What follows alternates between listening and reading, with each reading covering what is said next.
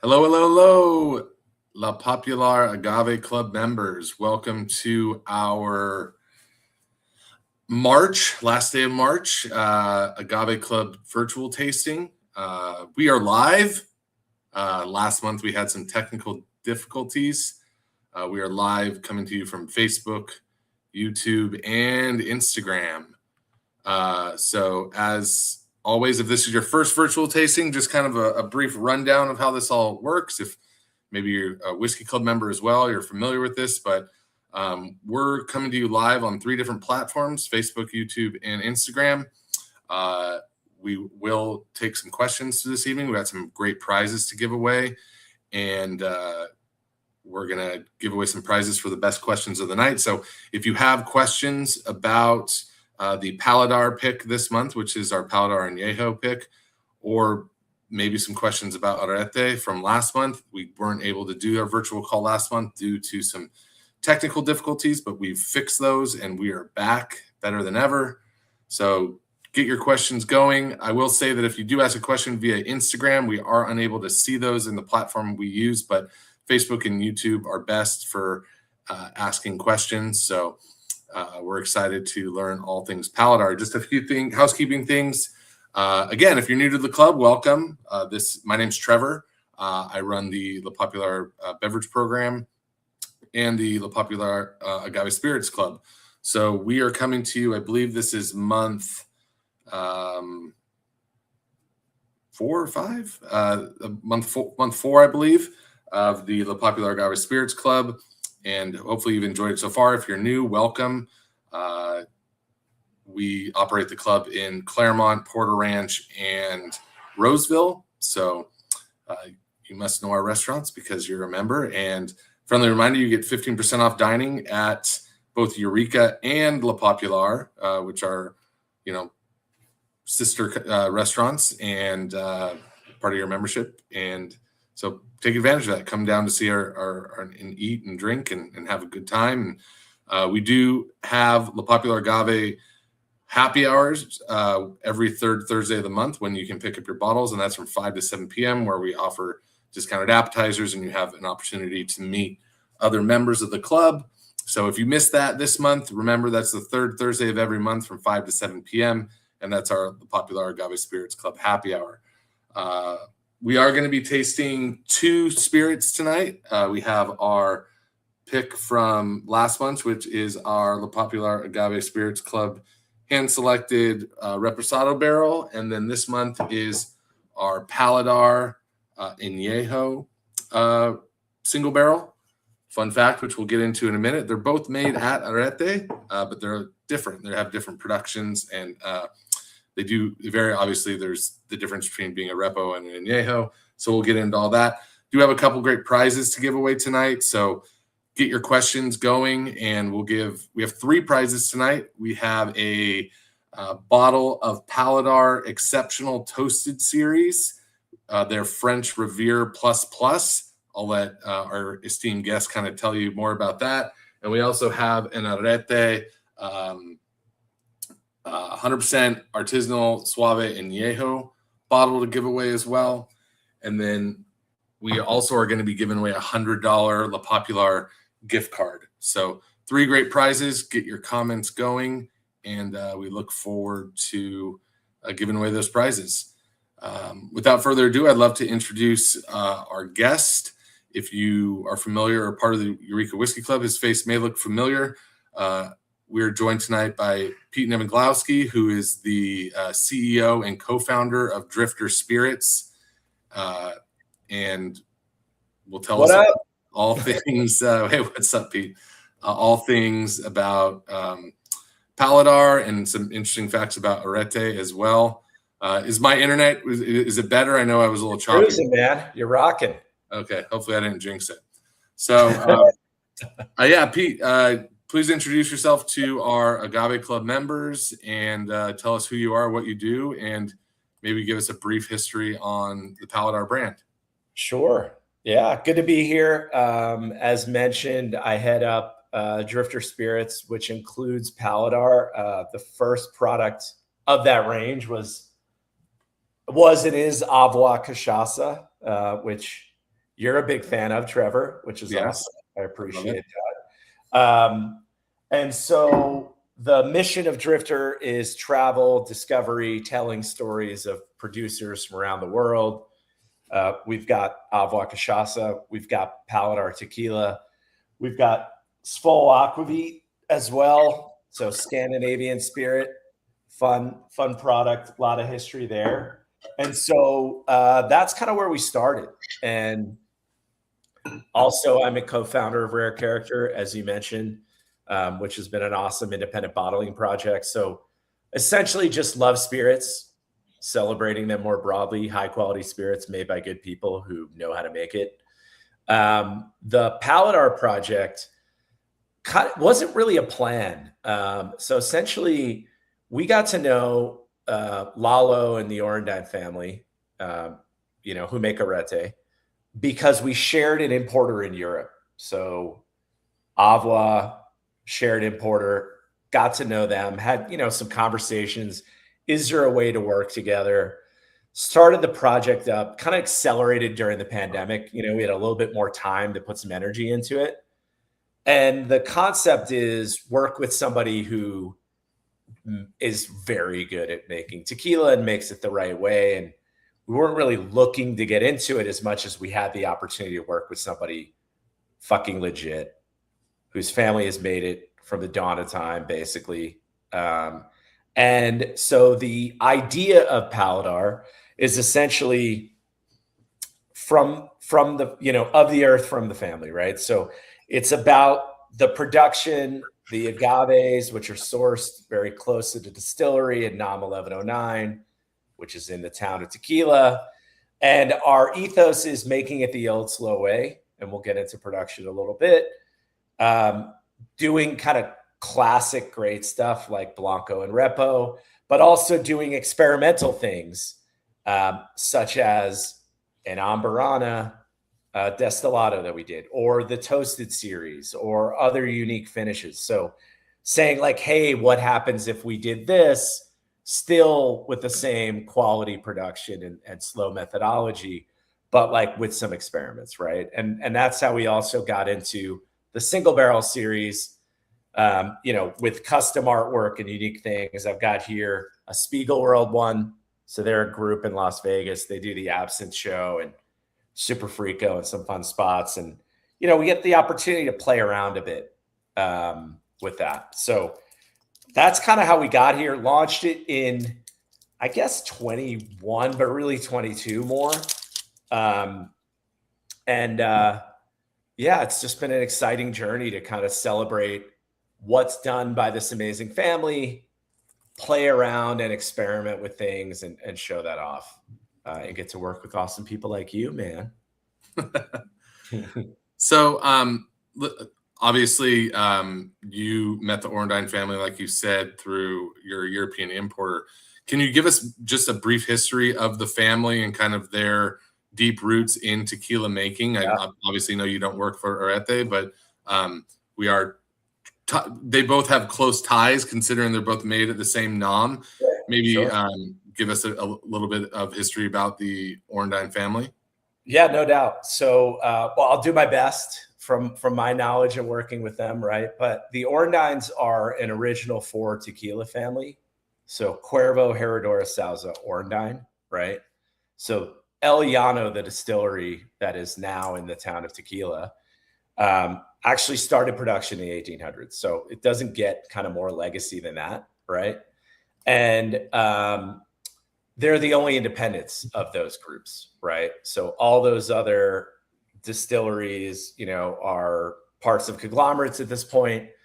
Now, the Orendine family, they make tequila broadly at many distilleries. So we're focusing in on NAM 1109, El Llano, right?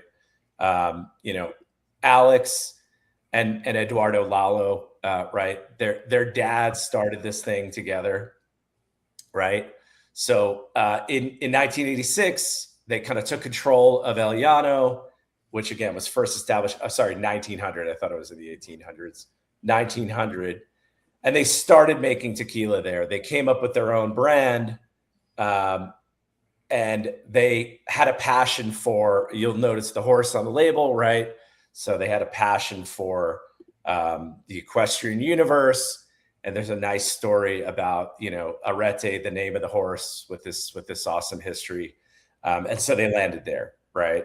Yeah, is that horse that won 2 Olympic gold medals and 1 bronze, I think, in the Olympic, like 1948 Olympics. Yeah, like iconic history, right? And so that's where that started, and with the idea of kind of making pure tequila, right? Essentially, so one might call it additive free, if that were a term that one could use in the universe these days without getting arrested, The CRT is going to come knocking on the door during this live stream. So anyway, they set to work about doing that, and built that up over the course of decades, and they're still, Eduardo's dad's still running the business with Jaime, and then the next generation is becoming much more active. Those are the guys that are out there meeting with you. You might meet them at a bar in the US or in Europe, or see him at the facility when a tour comes down. But I'll leave it there. I'm sure you got some other facts that you want to give with them, but that's kind of, and otherwise there's awesome people, and that's really what it came down to. It was like sitting down and saying, hey, we'd like to do this. They like the vision. Eduardo's excited to do something, that kind of diverted a little differently, or kind of expressed itself a little differently than Arete, which again is awesome.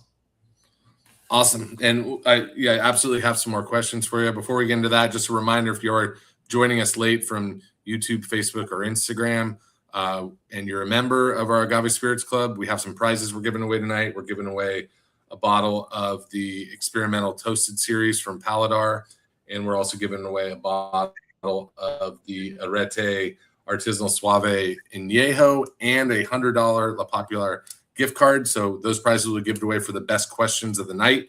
So if you have a question for Pete about Paladar, please put it in the comment section of Facebook or YouTube, and hopefully we'll be able to give away some great prizes tonight. So Pete, let's talk a little bit about the production method at Arete. Yes. We're coming out of NOM 1109. Arete and Paladar are the only 2 tequilas currently made at NOM 1109. Can you tell us a little bit about the production method at that NOM, and maybe how the Paladar production differs slightly? Obviously, they're made at the same place, but what makes Paladar a little bit different than Arete as far as the production process goes? Sure. So the family owns 8 plots of land with agaves on them. So the family owns their own fields, the broader Orendam family. And these are all, in the valley, right? So you talk about the volcanic soil, right? And, the particular elements of that impart that flavor, right? Think about agaves like you think about grapes. This is actually a dip in the volcanic soil from the agave field. So that's what that is on the bottom of that bottle. There's a dormant volcano, surrounding the town of Tequila, and there's a unique soil aspect to all of it there. So anyway, it starts with, great selection of agaves, fully mature, 7-8-year-old, fully mature ripe agaves. What we do is we cook it brick oven only for 48 hours. Everything's done the old slow way, right? So brick oven cooked only 48 hours in the Horno. It's pressed in the Molina. And then we built a pine box fermentation tank for this project. So on Arete, they use stainless and they use cement, and we use pine fermentation. Pine's the old way of doing it. So not to say it's better or it's worse or whatever, it is the old way, and it gives a bit of a different profile, right? I think you can get it in the mouthfeel, you get it a bit in the flavors that come out of it. Look, you guys are going to be tasting 2 aged products that are aged different amount of years. I think the best way to see it is to see it in the Blancos. And I think the best way to see it is to see it in the still strengths, right? So I think that's really cool. We have a 100 proof still strength, which is one of my favorite things we make. It's just fucking pure, beautiful agave. And I think you can really get the difference there. So that's production methodology. Aging, it varies. It's all bourbon ex American oak ex bourbon. Your barrel was a Woodford barrel. A lot of our barrels are now rare character barrels, which is pretty fun. So, as we get to one down the road in the future, that'll be kind of a fun tie-in. So of course, every barrel is different, right? And then we bottle those, the way we do single barrels, we bottle them at 92 proof.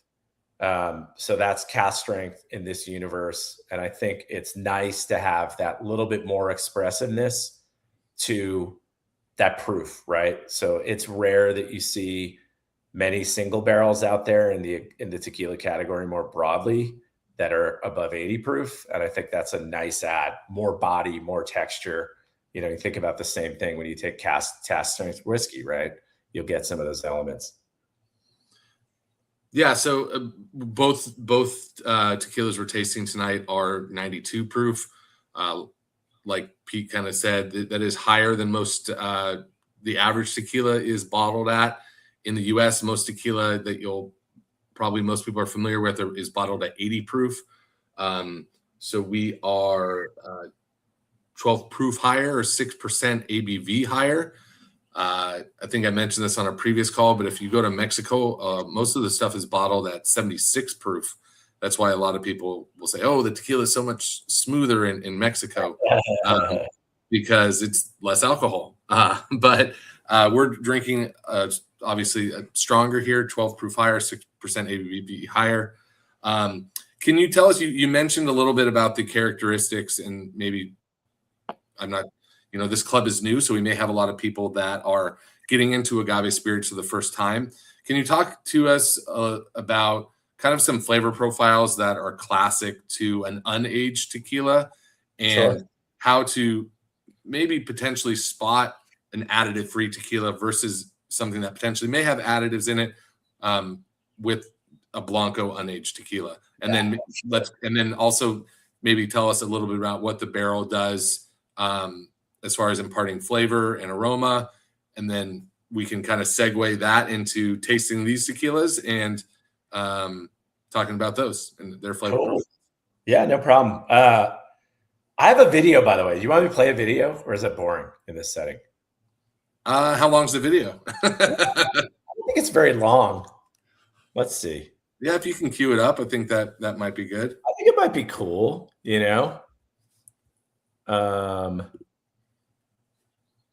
Let me see this one.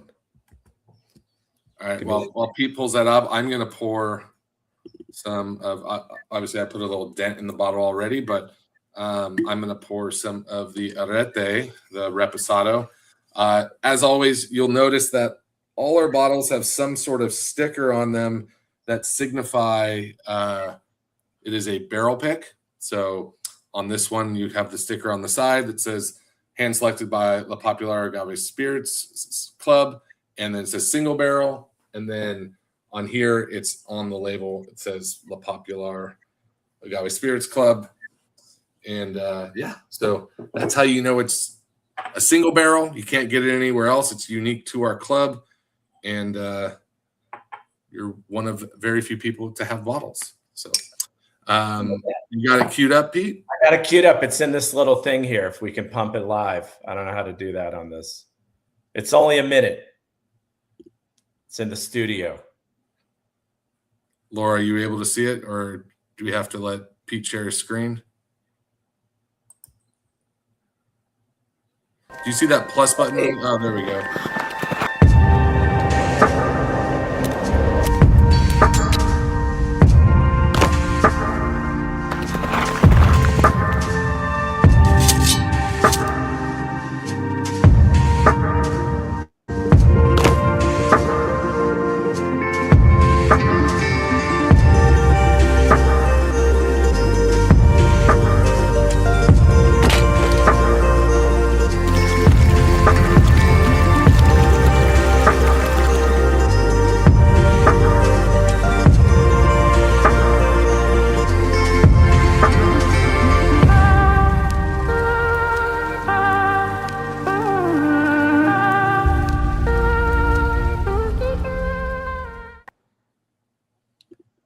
Cool.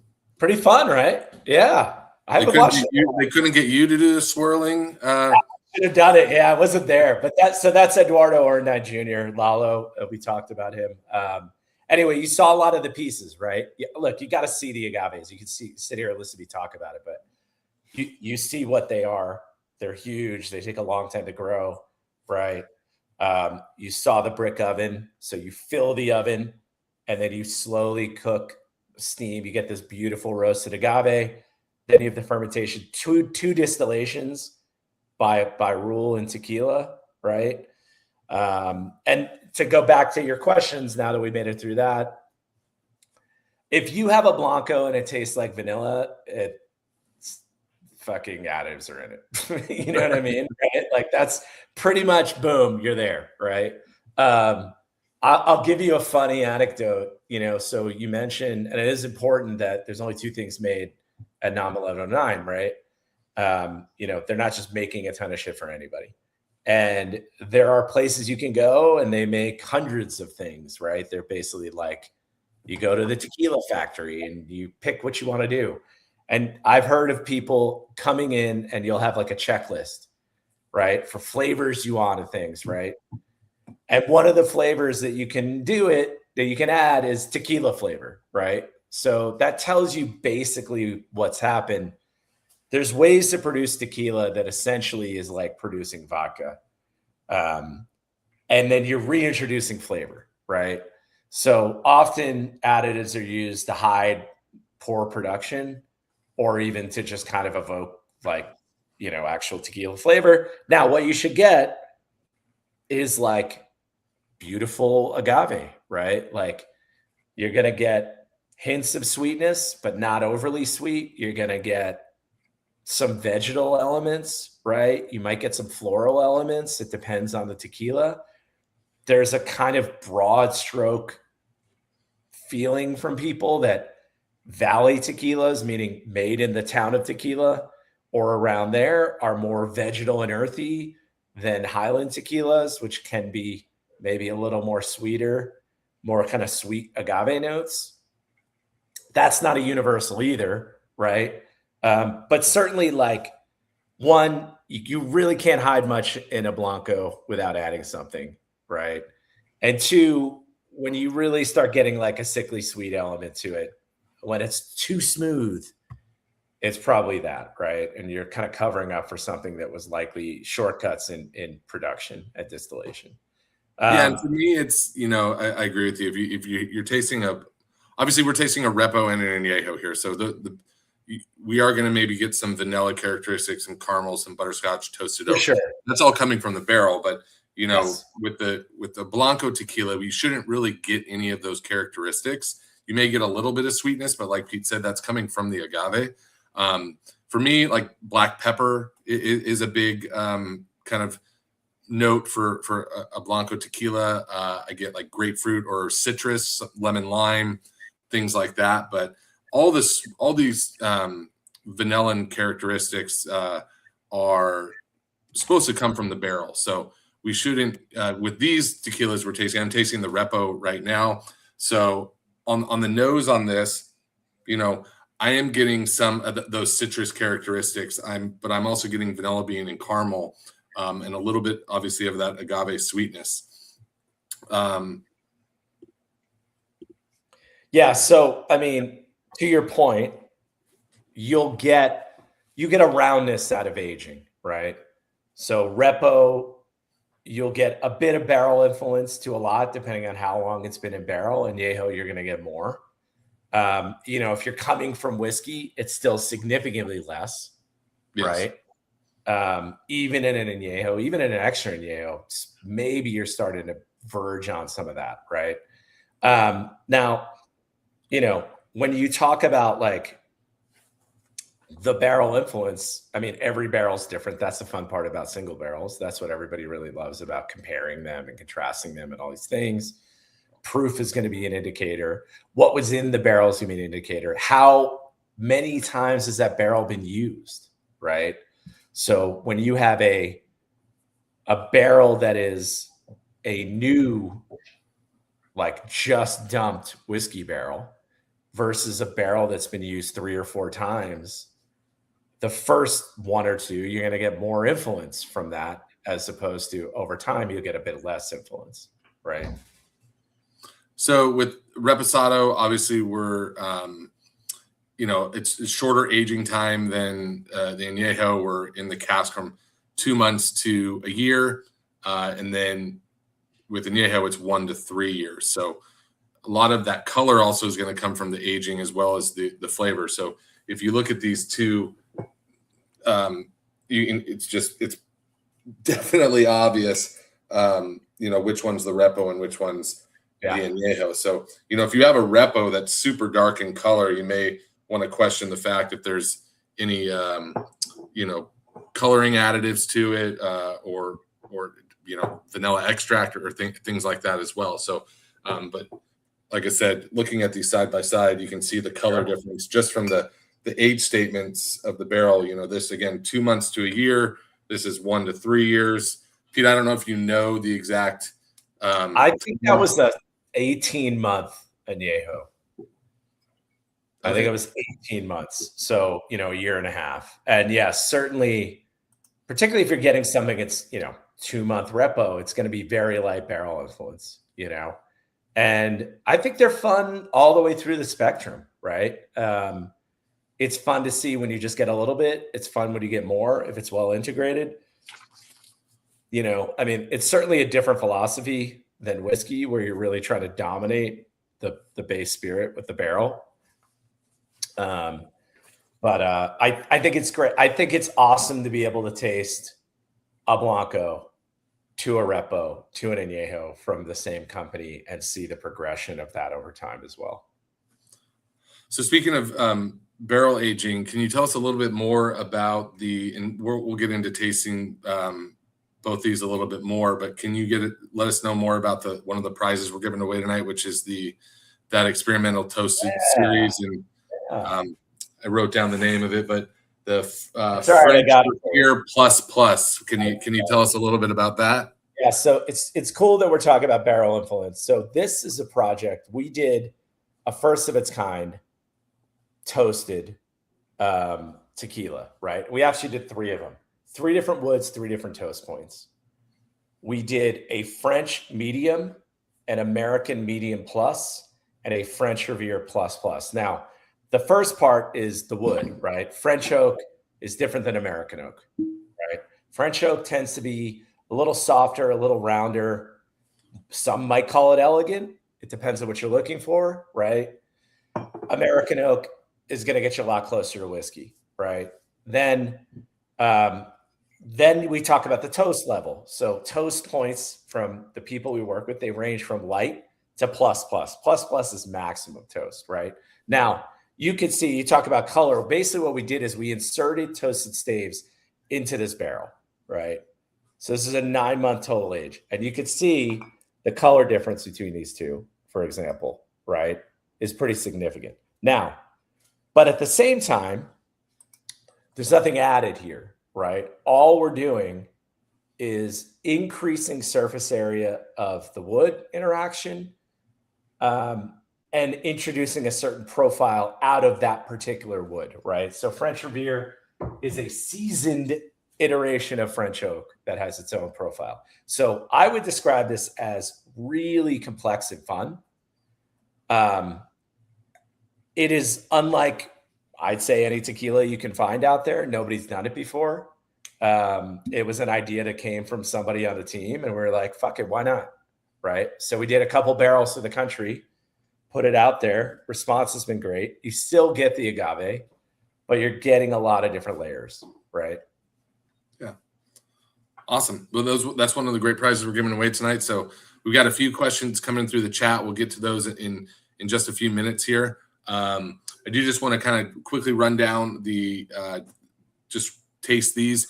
If you're joining us live, again, thank you for joining us. We're giving away some prizes tonight, talking to Pete Devonglowski from Drifter Spirits, Paladar Tequila.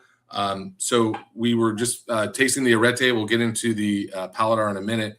But for me, on the nose, again, I get some vanilla bean caramel, butterscotch, toasted oak. Both of these are ex-bourbon casks.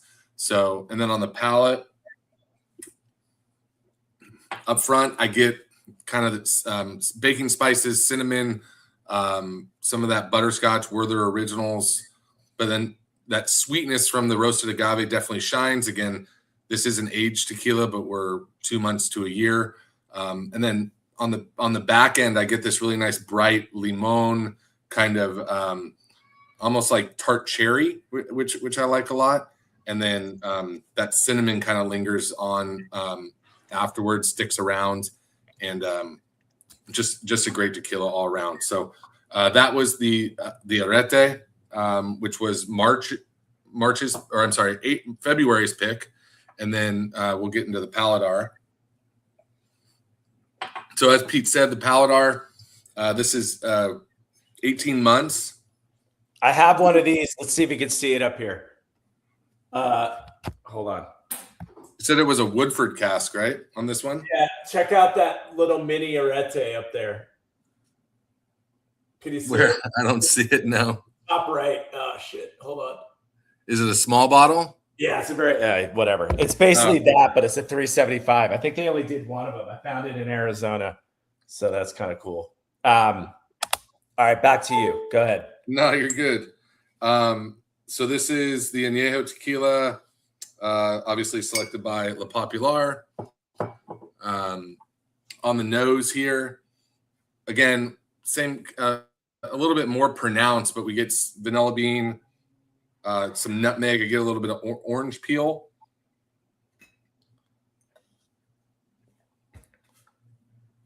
I wish I had one. There you go. Oh yeah, and the barrel character. I mean, you get bourbon, like you get bourbon. You get vanilla. I get dark chocolate, like dry dark chocolate. You get the caramel. You get the baking spices. But you know, they always say that the Añejo tequilas are the bourbon drinkers. Tequilas, which this is aged in an ex-bourbon cask, so you're going to get that. So a lot of those same characteristics. The palate here, again, it's a higher proof, 92 proof, so it's going to linger a little bit longer. You're going to get that burn, but you get the oak that shines through towards the end,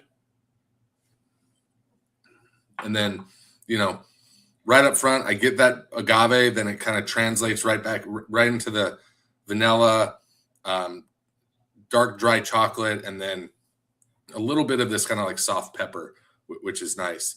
So those are the two tequilas that we are featuring tonight. And a couple more questions, then we'll get into questions from the audience. But we talked a little bit about this, in the pre-call, but we started this club because we really want to introduce single barrels to the tequila drinkers. I feel like a lot of tequila drinkers are more casual drinkers. Tequila is something that is drank because it's perceived as being healthier, or but you see less of a collector's market for single barrel tequilas versus whiskey. What do you think is the future of single barrel tequilas, and do you see it growing in popularity in the coming years?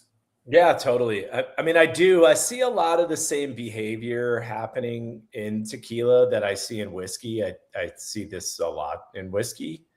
I think that people are getting excited about special releases, and they want to taste different experimental things. And so I think it's still earlier in the life cycle of that. I think whiskey, single barrels have been happening in whiskey for, I don't know, 20 years? What do you think? Right? Like when did Blanton's really start becoming a thing? It's been a minute. So I think it's coming. I think what's awesome about single barrels and special editions is you get to try, you get to compare, you get to open them side by side. You could try 6 different Paladar Añejo single barrels. They're all going to be a bit different, So I think it's an exciting thing. I think there's a lot of innovation going on in tequila. And I think, look, even it's only in the last few years that the concept of additive free really started to take hold a bit at this consumer level, So I think it's exciting where it's going, and I think it's great that there's a lot of, people making product the right way who are putting out unique, barrels and limited editions, and it's getting some attention. And I think it's going to continue to grow. Amazing. I have one more question, then we'll get into some questions from the audience here. But other than our amazing food at La Popular, shameless plug, what do you like to what do you like to eat when sipping on a Paladar tequila? Oh yeah, that's a great question. I mean, what I'll say? And then I'll double it up. What do you like to sip when you're sipping on it neat? What do you like to eat, and what's your favorite cocktail to make? Yeah. No, it's a great question. It's funny because I was at a new spot I live in Las Vegas. I was at a new spot called Contramar in the Fontainebleau that just opened, and it's from Mexico. Contramar. Oh, Contramar. Okay. Yeah, and was very delicious, and we had an Ambarana finished Paladar at the table, and it was. Tell us briefly what Ambarana is. Ambarana, South American indigenous wood. It's from Brazil. I have a cachaça brand. We do a lot with Ambarana. We got a barrel in Cinnamon Toast Crunch. Sure. Yes. Exactly. Yeah. Just to put it in basic terms. That's what. Basic terms. Spices, all that jazz. Anyway, and we were eating that with some tostadas, and it was just fucking amazing. So I'm gonna go with that's how I'm gonna answer that question, because it was awesome, and it was a moment that happened last night. I do think like fresh, refreshing, Latin food is awesome with the stuff neat. Now, cocktail wise, let's hold the cocktail question because one of our members had that question, and I want her to get that credit for asking that question. So we'll get to that in a second. Before we get into the questions from the audience, is there anything else that we haven't covered so far that you'd like people to know about Paladar, the brand, the tequila, any message that you want our members to take away from this call? Yeah, look, I mean, we're excited to get the product out to people. It's made by the right people the right way. And, I look forward to people getting to taste more. Highly suggest you guys go out and find the 100 proof still strength. The Ambarana is truly unique. There's nothing like it. So there's a lot of fun stuff to explore in our range. And if you guys want to reach out, happy to get some details to you or whatever. But yeah, you can find that stuff on our site to grab it, get it shipped to your house. And we're just excited to kind of continue to show the depth of the tequila category. And is that the best place for people to get more Paladar is through the site? Or I think it's the easiest, certainly, when it comes down to like, hey, where's this? It's hard to keep up, I mean, obviously the best place is La Popular, right? That's the number. And we have a Reposado expression that's available for sale if you want to buy some bottles of if you like the Añejo, you like the Arete Reposado, you want to try the Paladar Reposado.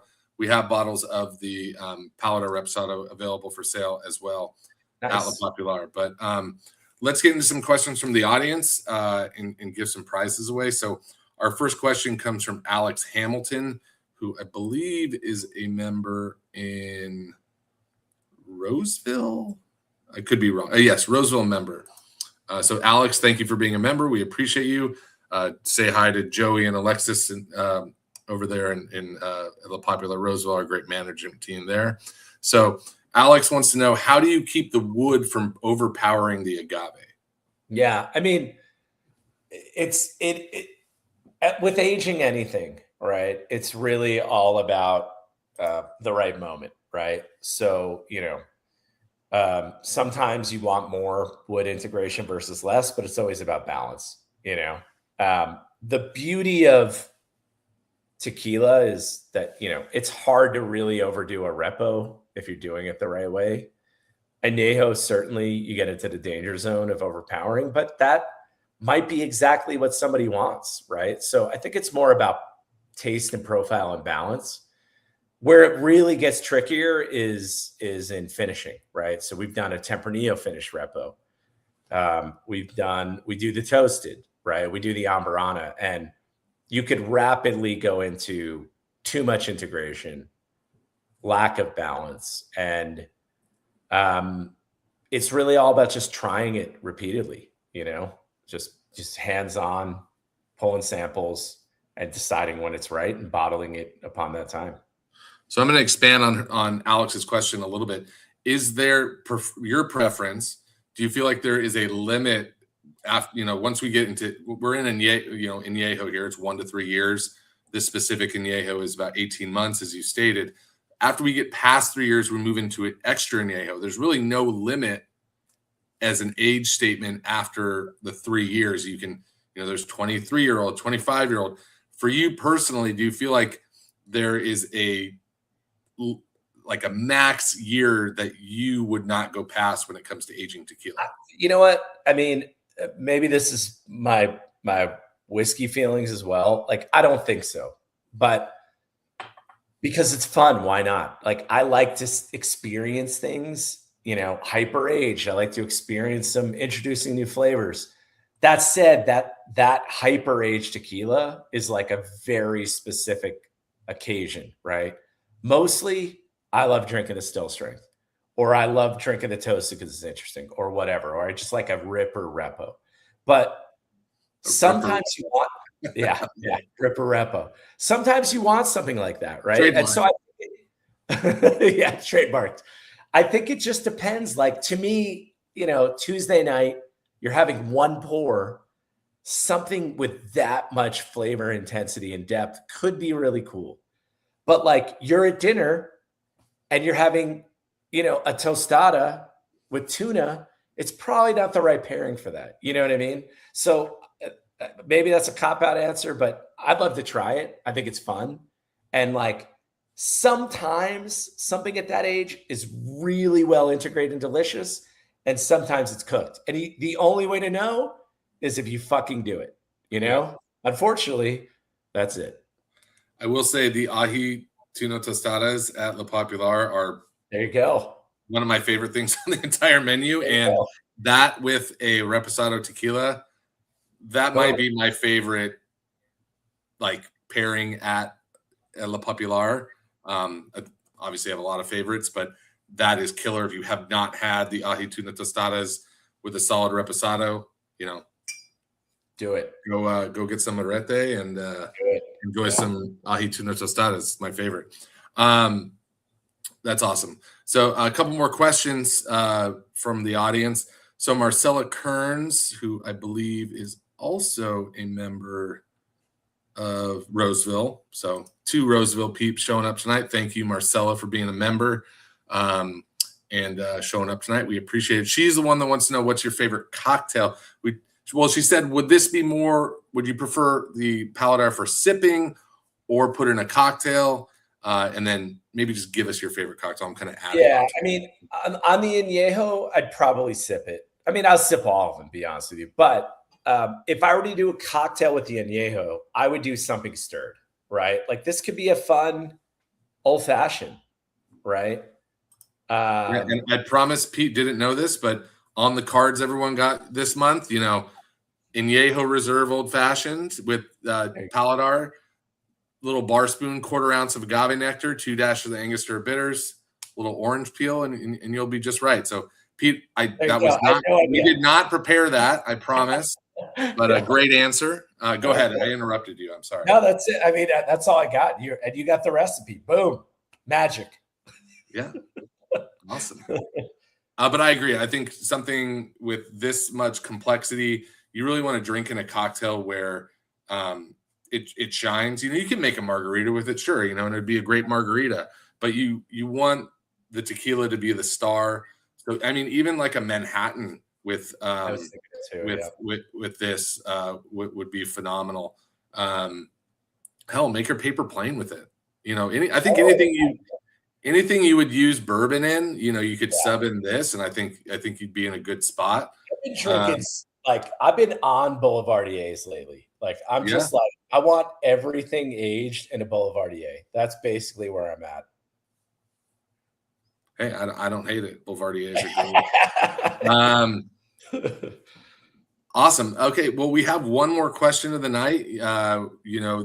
This is a small group with our, we have only about 60 members total right now, and we appreciate all our members who were able to join us live.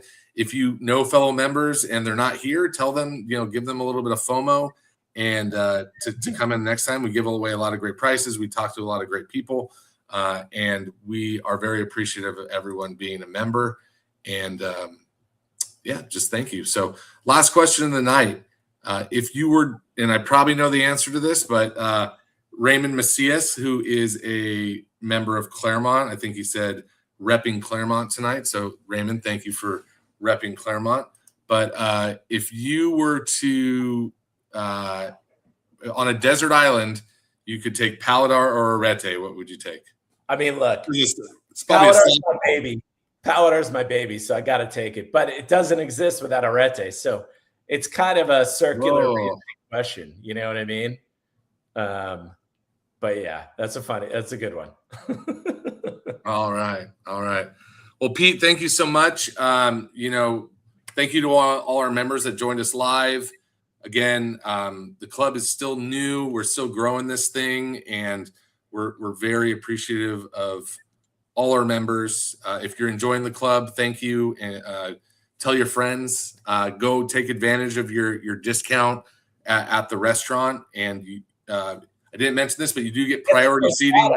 Get that tostadas. Right now. Yeah. So if you show up on a Saturday, you don't have a reservation, you're a member, you get priority seating, you get to skip the line. So remember that as well. And we have 3 questions tonight. We have 3 prizes. So I'm just going to give them away as, unless are you okay, Pete, if I do? You do your thing. You do prizes? You make the calls. You make the calls. So I'm going to give the $100 gift card to Alex Hamilton from Roseville about it's kind of I thought it was a great question about the wood and the aging and how long from keeping it from overpowering. So Alex, we're going to get you that $100 La Popular gift card. Please enjoy it in Roseville. Tell Joey and Alexis I say hello. We're going to give the Arete Añejo to Marcella Kearns. So this bottle will be coming to you. We'll get your address. We'll get that out to you.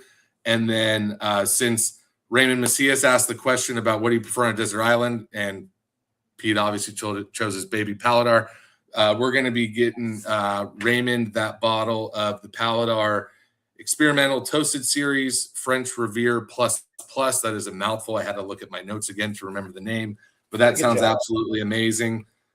Pete, can't stuck on the island with that, Raymond. You're stuck. Yeah. Meet us on the island. We'll be sipping it. But thank you everyone for being a member. And again, Pete, thanks for doing this for us. We're very appreciative and keep pumping out phenomenal spirits, whether it be Rare Character or Paladar or Ava Cachaça. And I look forward to hearing more about the Black Maple Hill stuff. So keep me posted on that. Yeah. You're making me jealous. All right, everybody. Have a good night. Thank you. Thanks, and salute.